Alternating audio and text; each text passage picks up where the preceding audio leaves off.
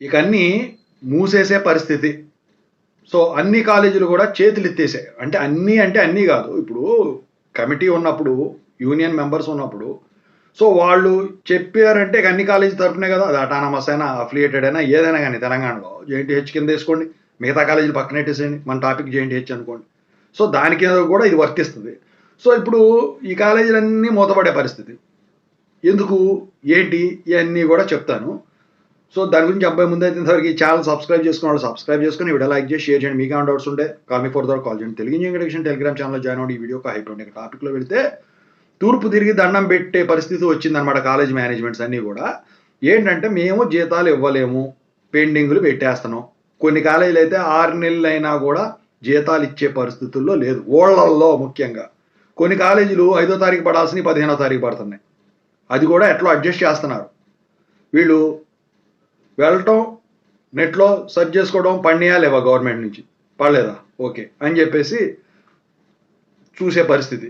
So, చాలా కాలేజీలు వచ్చేసరికి జీతాలు ఇచ్చే పరిస్థితులు లేవు. కొన్ని కాలేజీలు టౌన్స్‌లో, సిటీస్‌లో ఉన్నవాటికి ఇస్తూనే ఉన్నారు. సిటీస్‌లో గూడా కొన్ని కాలేజీలు వచ్చేసరికి ఇచ్చే పరిస్థితుల్లో లేరు. ఇవ్వట్లేదు, పెండింగ్‌లు పడుతున్నాయి. పల్లెటూరు కాలేజీల్లో కొన్ని కాలేజీలు ఇస్తున్నారు, కొన్ని కాలేజీలు ఇవ్వట్ల. సో, ఇప్పుడు వాళ్ళు చెప్పేదేందంటే ఇక మేము నడపలేము కాలేజెస్. కాలేజీలు ఆల్మోస్ట్ చాలా కాలేజీలు మూతపడటానికి వచ్చినాయి. ఇంజినీరింగ్ కాలేజీలు. వాళ్ళు ముఖ్యంగా నొక్కి మరీ చెప్తున్నారు. ఇంజినీరింగ్ కాలేజీలు మూసేసే పరిస్థితికి వచ్చినాయి అని చెప్పేసి. కొంతమంది ఏమంటున్నారంటే ఈ ల్యాబులు ఎప్పటికప్పుడు మారుతుంటాయి కదా! ల్యాబ్ ఎక్విప్‌మెంట్ అమ్మి మేము ఫ్యాకల్టీకి జీతాలు ఇవ్వాల్సి వస్తుంది. మరి ల్యాబ్‌లు ఎట్లా నడపాలి? ఎట్లాగూ యూనివర్సిటీ వాళ్ళు 3 సంవత్సరాలకోసారి ఈ ల్యాబ్‌లు మారుస్తా ఉంటారు కొత్త కొత్త ల్యాబ్‌లు పెట్టమని. సో, ఇక ఈ చంకితులు పొట్లాలు గీయటానికే గదా! అని జెప్పేసి అన్నట్టు మాట్లాడుతా ఉన్నారు. సో, మొత్తానికైతే ఇప్పుడు ఎవరు గూడా జీతాలిచ్చే పరిస్థితిలో లేరు. పిల్లలేమో రీయింబర్స్‌మెంట్ ద్వారా ఎక్కువ మంది జాయిన్ అవుతున్నారు. మళ్ళీ ఫీజులు హై లెవెల్‌లో పెంచేశారు.